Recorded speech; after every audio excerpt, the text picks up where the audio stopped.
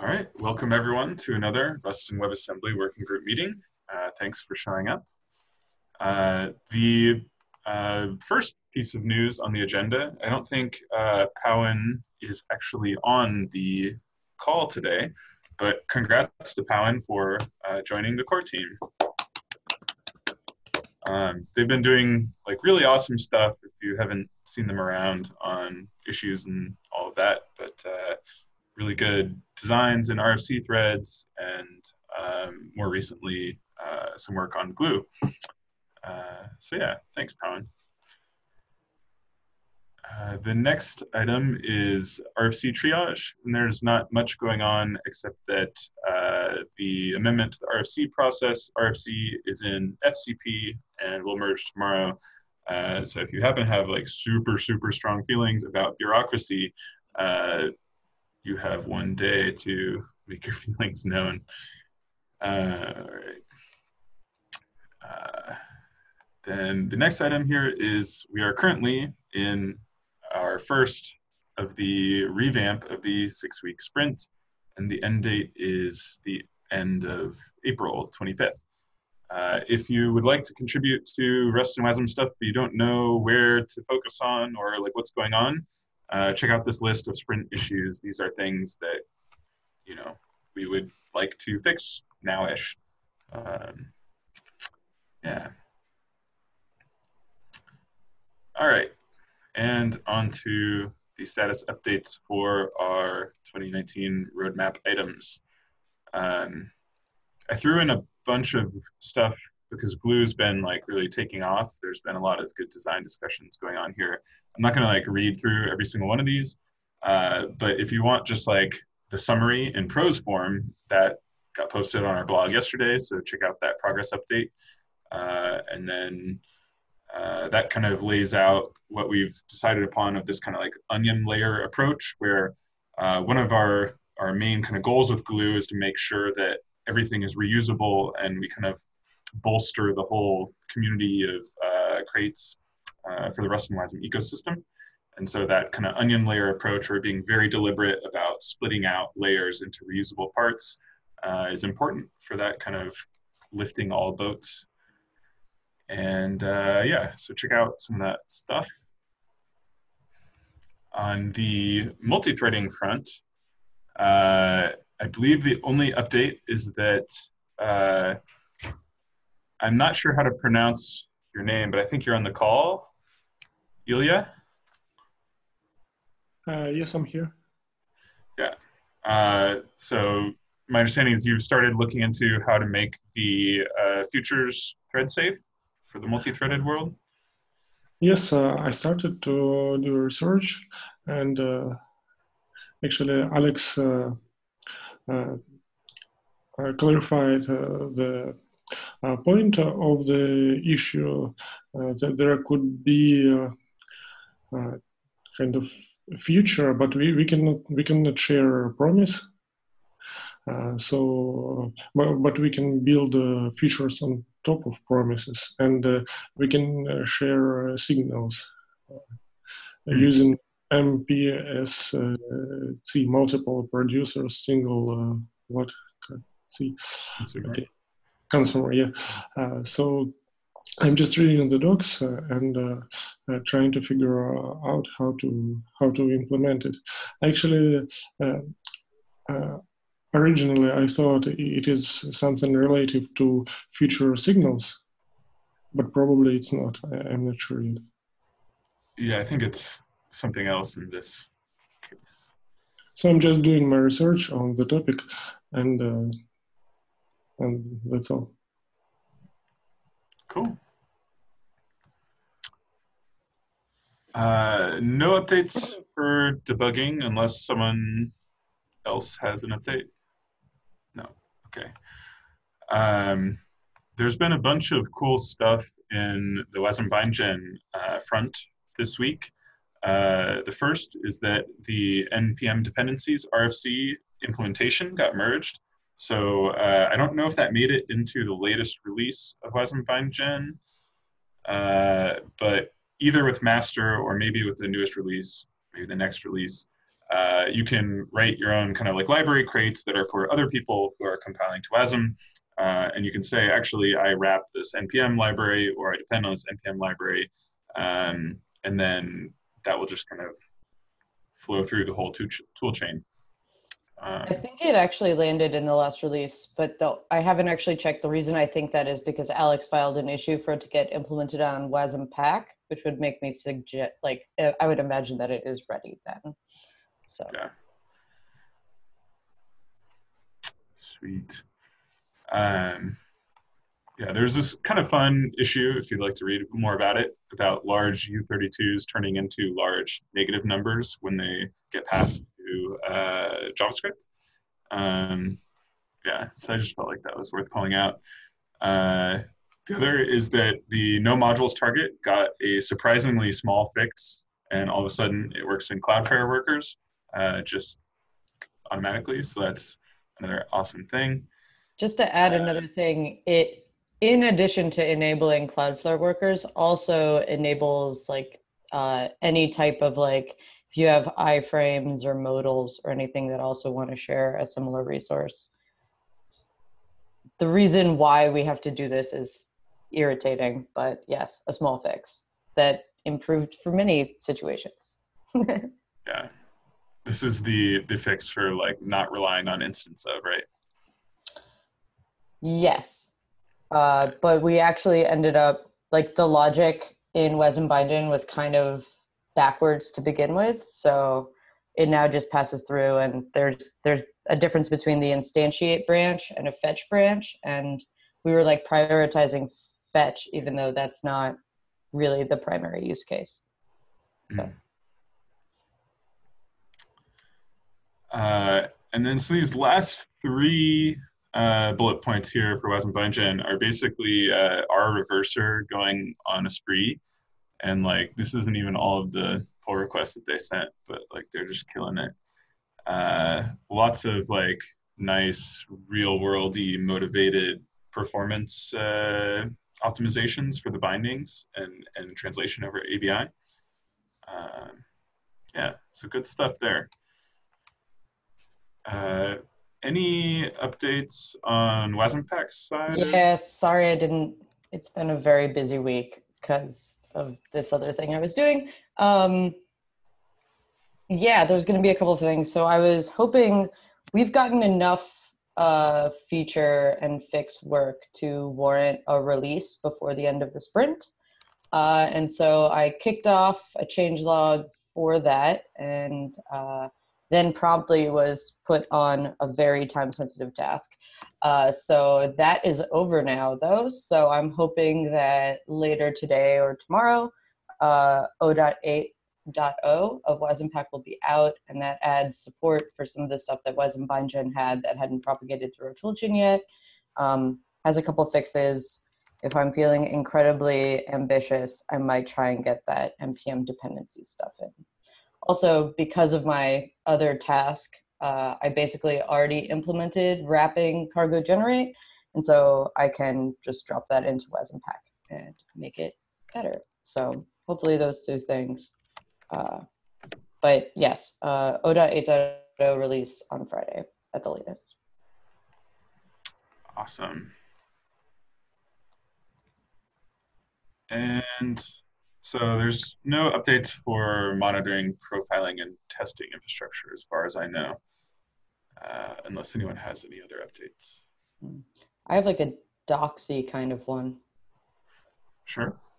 Which is, so I had originally had this marketing PR on the Westpac repo, and we decided that we wanted to move it basically to the primary landing page, and I'm super down with that. But my tolerance for working with Jekyll is low. And that's to say nothing of Jekyll as a technology, and more to just do with my own personal impatience. But there is a marketing branch on Westpac where you can snag all the HTML. If someone wanted to take over that job, I would not only not mind, but I would be very grateful, because I think it would be really great to get some of that stuff up on our landing page. So if there is somebody who is interested in doing that and wants to fight with Jekyll themes, you can message me if you need anything to help unblock you. Otherwise, I'll return to it someday. Yeah, I can maybe make time next week if there's no one else who wants to step up.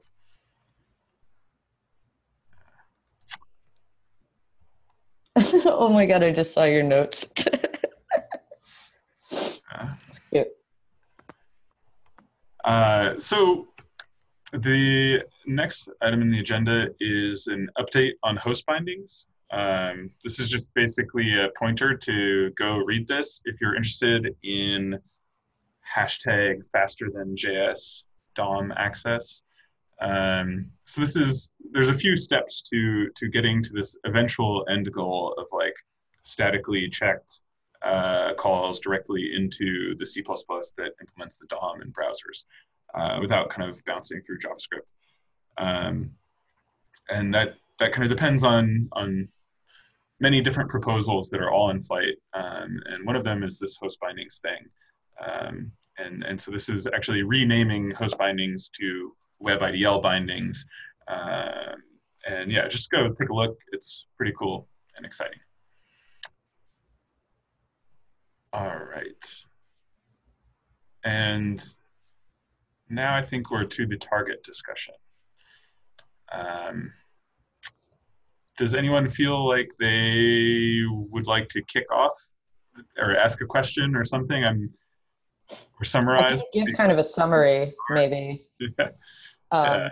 Though I'll admit, so this conversation was kicked off an extremely long time ago and reappeared in my newly filtered GitHub notification email. And the original discussion talked about the the fact that we have the WASM32 unknown target in Rust, but that as we build WebAssembly for different JavaScript environments or maybe non-JavaScript environments, that there are maybe different considerations and that we might want to consider having Rust compiler targets that focus on things like Node or ES6, or as you who are familiar with our toolchain may know, the Rust WASM toolchain idea of a target. So the toolchain kind of went in the direction of having this secondary target where we build everything to WASM32 unknown, and then from there we start doing shenanigans for the different JavaScript support. And it does seem that although the conversation in that thread died a year ago, people have various projects in the Rust ecosystem have been linking to the issue. And recently, there's been a couple of more comments. And so my initial idea was it would probably be beneficial as a group to put some sort of update about how we made a decision and kind of resolved this.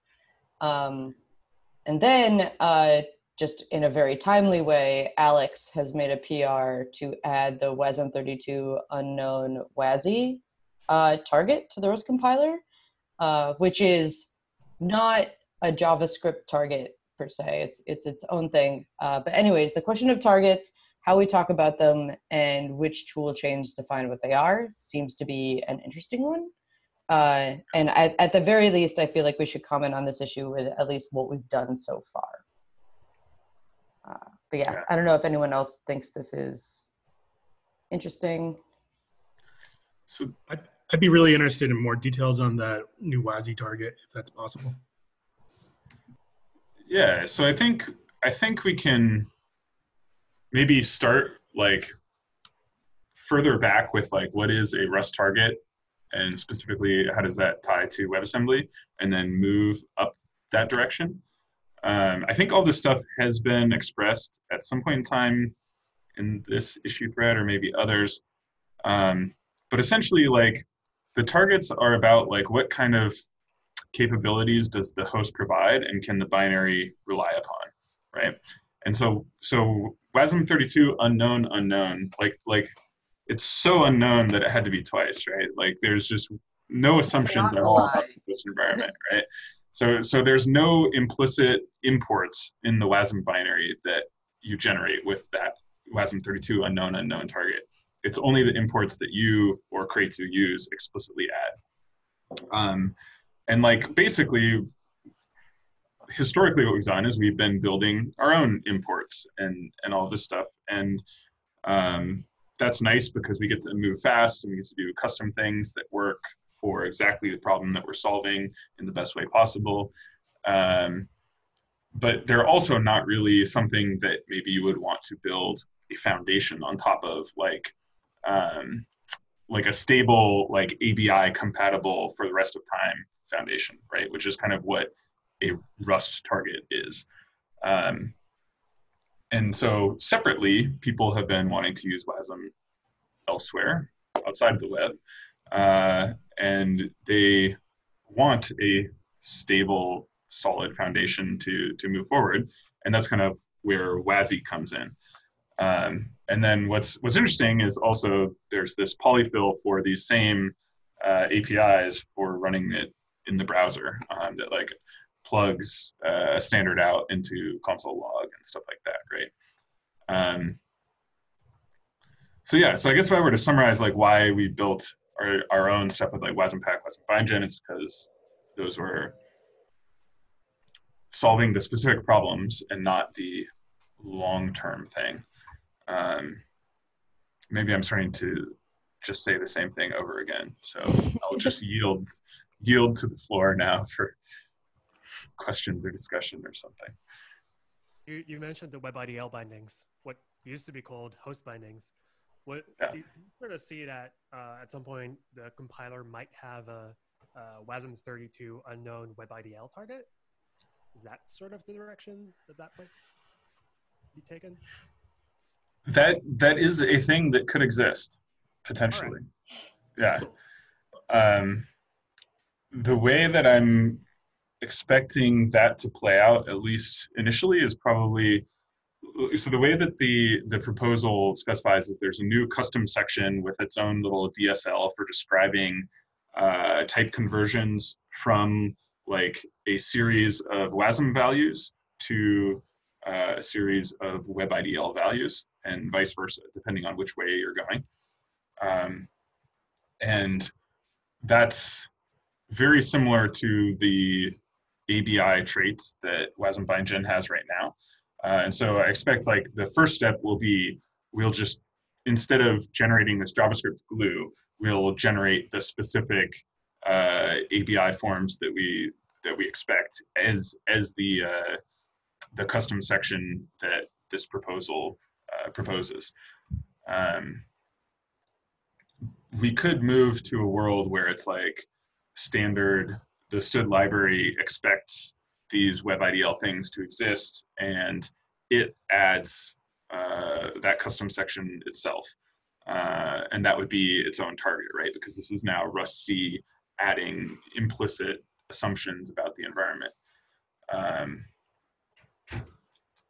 Yeah, I kind of view that a bit separate from WASI because I think those things are largely orthogonal. Maybe there's some overlap with like how we implement threading, like because that involves like spawning web workers and stuff like that. But I think they're mostly separate domains. So one question I sort of have along the lines is, when we talk about targets, are those targets having implications on what the standard library's capabilities are?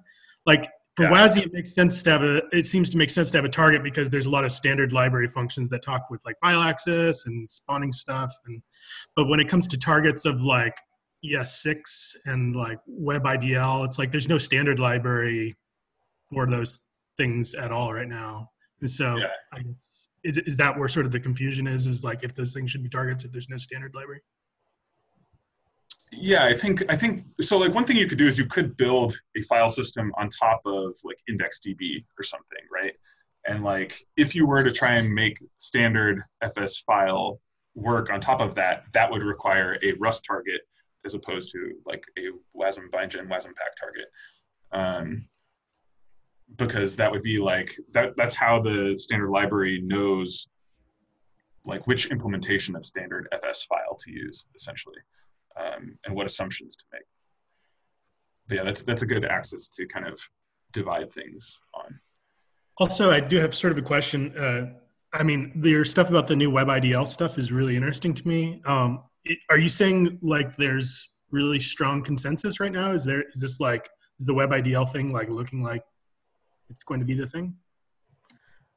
So it's been a proposal for a while. I think it's been in stage 1 the whole time, and this is kind of aiming to repurpose it. And I think at TPAC in August last year, which is the W3C's kind of big conference that they do every year, Luke Wagner, who's kind of the champion of this proposal, kind of put forth that for 2019, the goal of the WASM CG should be, or like one of the top level roadmap items should be like enabling host bindings or WebIDL bindings, essentially. So I think there's fairly large consensus in the community that like this is a thing we want. The details I think are nowhere near like this is exactly how we want to do it. Like it's just still a rough design at this point in time. Yeah, that said, I think like the Google folks like this, and the Firefox folks who Luke works at Mozilla. So yeah, I don't know. I think it's getting there. It's going to be a thing. Yeah.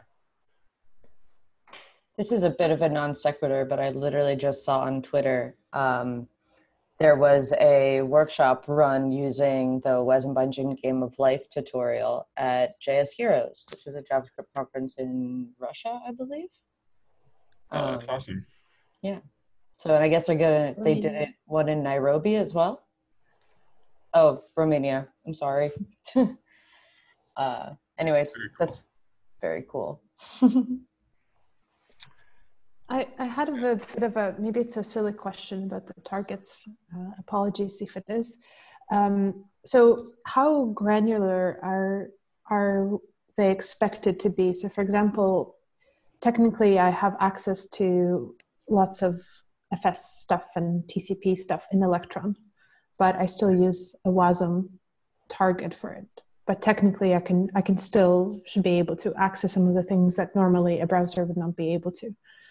Are we seeing that in the future I should be able to have a like Electron-based target versus just a browser-based target? Oh, you discussed that a while back. Okay, I'm sorry, I did not see that. No, I mean, but I think this conversation is kind of about how we've talked about this, but how we have not like 1,000% resolved it or communicated it well. Okay. So I think it's still kind of an open question, but Powen is saying that the consensus, massive question marks here, is that we'll use cargo features for that. And I think that that is something that people want to do.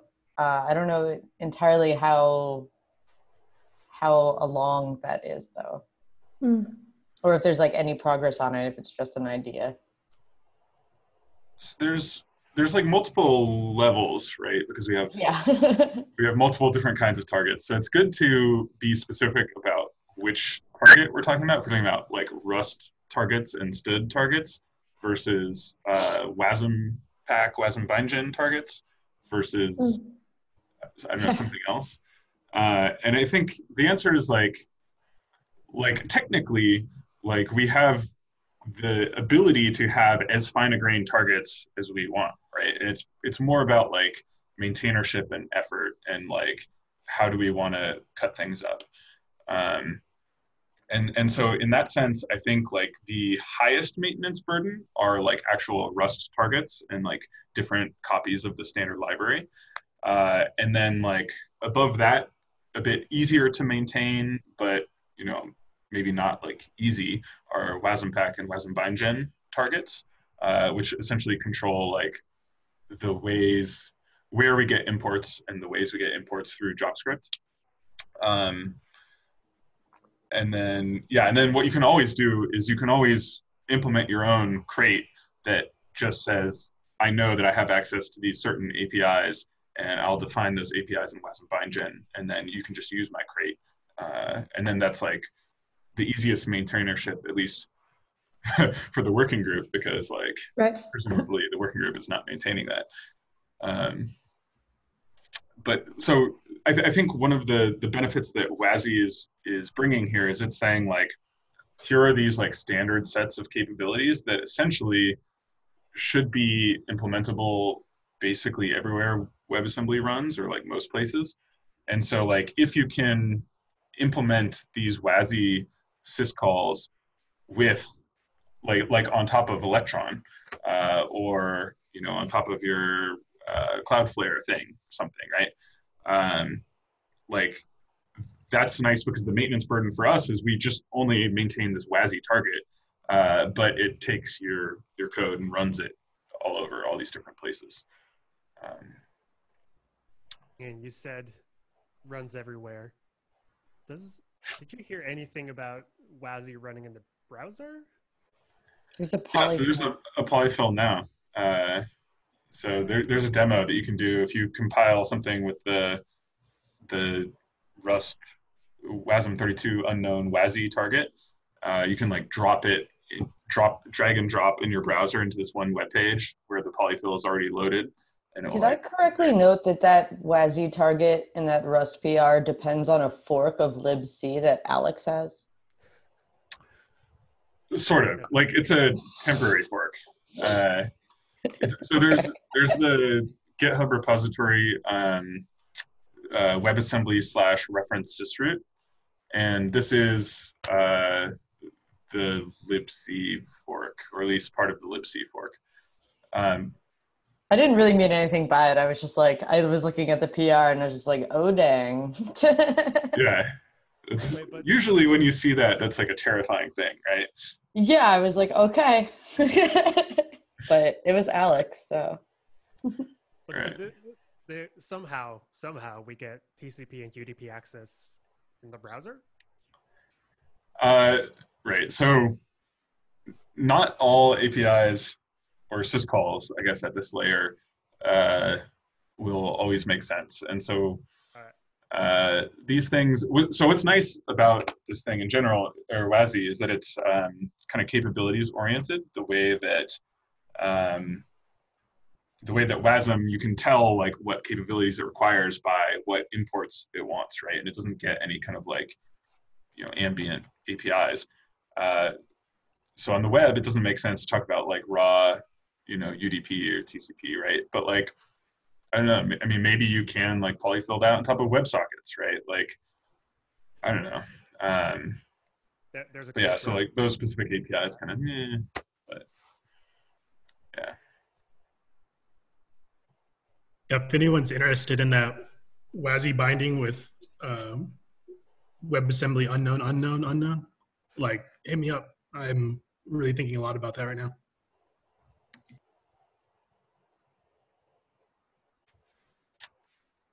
I guess I have a WASI related question that's like part of office hours, but I guess we're sort of talking about it already, so I'll just shoot.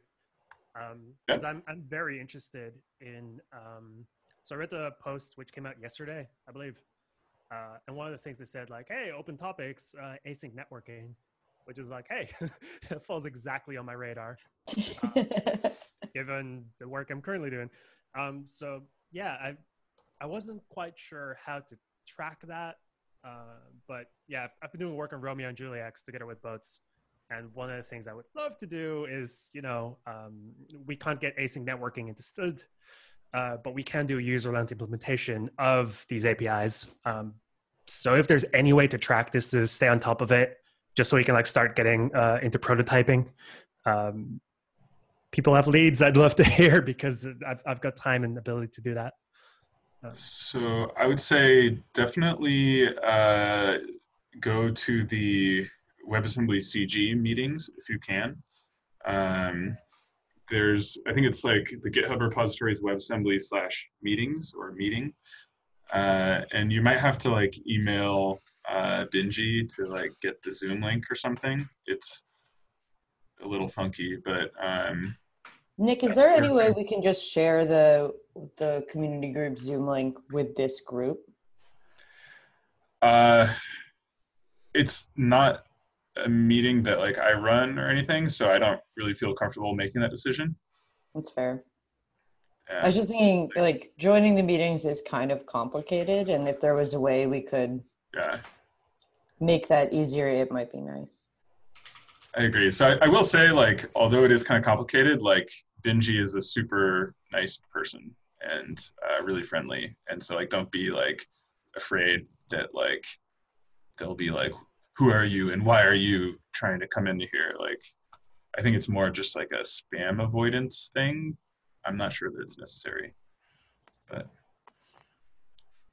All right. um, so that, and then also as far as people to talk to, Sunfish on irc.mozilla.org in the WASM channel, um, and then probably just following the relevant repositories that are all probably linked from that hacks post in the agenda. So there's like, yeah, I forget all of them. There's a couple because there's one for like the sysroot. There's one for like the libc. I don't know.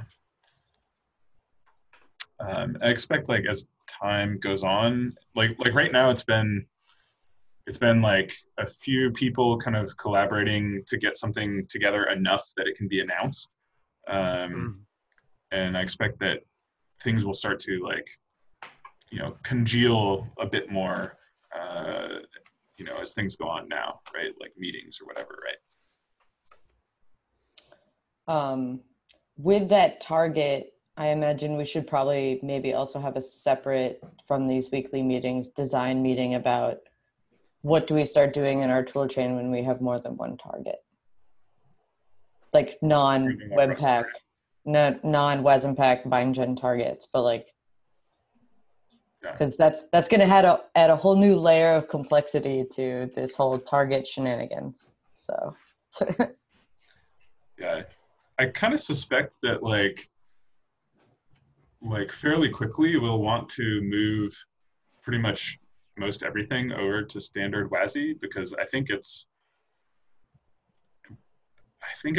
almost strictly better, except for in like very constrained cases where you really want no assumptions about the environment. But like also, if you're in that very strict no assumptions situation, you're probably also not using WasmPack and WasmBindGen. I think that sounds fair. So, like, I think we always want to have the option to support WASM32 unknown, but like my gut feeling right now is that like we'll want to kind of move everything over like as it stabilizes, I guess. Yeah, I think the biggest thing is just how good the polyfill is. Yeah, yeah, and like to be clear, also like I expect WASM bindgen, like custom WASM bindgen bindings and everything will still work when using the WASI target and everything like that. Yeah. Do you attend these meetings, Nick? When I wake up early enough, I go to the CG meetings. I mostly just like listen. I don't really talk a lot. Cool. Yeah. All right. Yeah. Anything else? Is there anything in chat? I can't really read it. No, I've just been typing in there, checking who the right people to email and stuff. There is was it an update about IVWeb yet page. I updated WebAssembly topic, and I'm thinking about adding Dodger and Dominator packages there also. Yeah, it might be worth. We have like an awesome page, which has some degree of completion, I guess. I don't know. Like we have an awesome page with some projects listed, and maybe it's worth linking to that or like going through that and picking out the most interesting bits. We also have the crates you should know page in the Rust-Wasm book, which are. I think I was going to say, just because I brought up that documentation homepage thing, like a landing page for that crates you should know with like little boxes and pictures and maybe a little explanation would be good for our discovery. Like linking to the existing crates you should know from the landing page? Or I'm not sure I understand. Yeah, so like the landing page thing that is already made that we need to move to the actual homepage instead of Webpack is the thing that calls out our targets. But we kind of have like two units of things, like our targets and then the like ecosystem of crates around us. And so I think creating like a visually engaging presentation of those things will probably be good advertising for us, because it's a really good content that even though we do have a page for it and like that's good, I still think probably a lot of people skip over. So, you know, just like reminding people about all the awesome things with like emoji and pretty pictures helps. Hey, something that I wanted to bring up for discussion as well, if we have time for it. I put an item under the Glue Toolkit status update section, and I think I put it there incorrectly. Probably should be in the office hour section. But it is for ticket number 49 about WebSockets, basically a new WebSocket type. And so just to give a little bit of real quick background on it, David O'Connor, the guy that created the seed framework, him and I had some discussion going on. So the issues are cross-linked. But basically, kind of the thing that was causing a problem that I wanted to get feedback from everybody on is when dealing with binary data frames coming over the socket to the WebAssembly client. There's just a lot of hoops that you have to jump through. And honestly, if it wasn't for Alex helping me out, I would have spent hours working on it. And and not because of necessarily any problems with WAS and BindGen, but just I didn't know which way to go. There are a lot of different array data types that could be used, and using the JS constructors to get the data out. There were just a lot of hoops to jump through. So I feel like we could improve that. And then another issue kind of right now is passing the WebSocket callback handlers for when the WebSocket is actually open, like goes into open status or disconnects or encounters an error, various callbacks like that, or the callback for when it actually receives messages. These have to be passed over to JS land currently, and which I don't know, I'm expecting it's going to be that way for a while. But being able to store those callbacks so that they can be appropriately cleaned up when the objects are dropped in Rust. We don't have a clean way of doing that right now. There's no like recommended way of doing this. Maybe you can store it in RC. But basically one of the things that we could do that I was proposing in this issue is that the new type will wrap the underlying WebSys socket. And then all of the callbacks will basically be stored in this higher level type. So I just wanted to bring it up here. I'm planning on putting together an implementation, but I wanted to ask like Ashley, Nick, everybody else, what do you guys think about it? Is this something we should prioritize right now? But then also just reading through the, the contributing documentation in the repo, do you guys have a recommended way for building this? Maybe a new subcrate within Glue? What do you guys think? Yeah. So the way we've been doing it is that I think this would be a new crate within Glue. And then ideally there would be like kind of like the base kind of callbacks layer, and then a kind of futures or streams based layer on top of that. And then maybe there's also been talk about implementing Tokyo's async read and async write for these things. So like, I think I suspect we all agree that like we want WebSocket APIs that are better, and it's more of just a question of like what the API design is, and like how we slice up like the abstraction level layers. As far as like event listeners and where to store closures and everything, Powan's been working on kind of an event listener layer that gives you like RAII style management of like where you construct it, and that acquires the resource, and then when the thing gets dropped, that cleans up the resource. And so I think maybe just exposing those directly at kind of the mid-level callback layer would be appropriate, and then building things that kind of contain all of that for you and expose futures on top of that. But I think the event listeners kind of API that Pawan's been working on is exactly that, managing the callbacks and everything and automatically removing the DOM listener and everything. Gotcha. Okay. Yeah, that's great feedback. And I see Pawan just mentioned some stuff in the chat room. I'll take a look at the events pull request, and maybe the correct way of doing this, or the way that's going to work well with the ecosystem, is to basically expose, like you just said, Nick, the events on this new WebSocket type, so that it uses the Glue event system and kind of works along those lines. I'll have to take a look at the resource management for those callbacks, but yeah, like I said, I'll take a look at the pull request. So, okay, cool. That sounds great. Hopefully I'll be able to, get something written up and push a pull request here soon. Yeah. So I think I need to go over the issue again. But I think what's been really helpful for me when I've been looking over API proposals and designs is having just the function signatures and the types without an actual implementation, but just so that I can see how they're expected to work together. And that gives me something a lot more concrete to kind of work with and massage and make sure we can get the best thing possible. I was actually going to chime in at the end and just be an example, and an example is really close to the function signatures. I think that works. Maybe we should update our issue templates to just include that, to give people a little bit more direction on building that out. Because I think that it not only would help me, sounds like it would help you, but I imagine it would help other people better evaluate if they think it's improving ergonomics or not, which is obviously one of your major goals here. Yeah, very true. Very true. Cool. Thanks, guys. Appreciate it. Thank you. Of course. All right.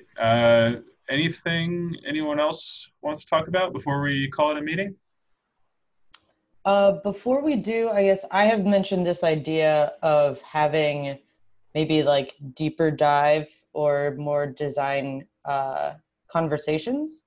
Are people interested in that idea? And we don't have a mailing list or anything, do we? I guess we could post it in an issue to get people to sign up. Which design discussions are you talking about? I would really like to, I guess, I mean, it doesn't even have to really be the group, but I would love to get some people together to kind of write up our ideas about how targets work in our little workflow ecosystem, and write some design guidelines and values around that, and see if we have holes, or if we're kind of being incoherent. So, and just get that sense, and then also be able to explain why we do targets this way instead of using Rust C targets. Just mostly making sure that our rationalization around that is complete and recorded. And doing that on my own sounds unpleasant, but doing it with some folks sounds nice.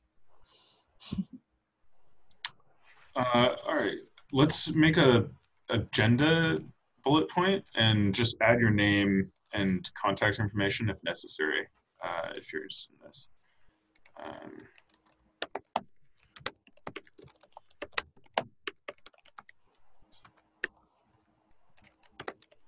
So that's at the bottom of office hours. And then we can maybe schedule a doodle or something. Yeah, I can do it all via the team repo and stuff. So I realized I don't need emails, and I hate emails, so GitHub sounds better.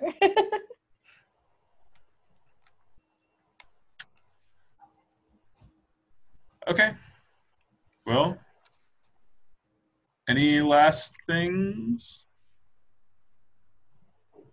Pawan said that the Glue events crate is almost done, which is really cool. Awesome. Very nice. All right. I think our monotone function has reached a fixed point. So I wish you all a great weekend and happy hacking.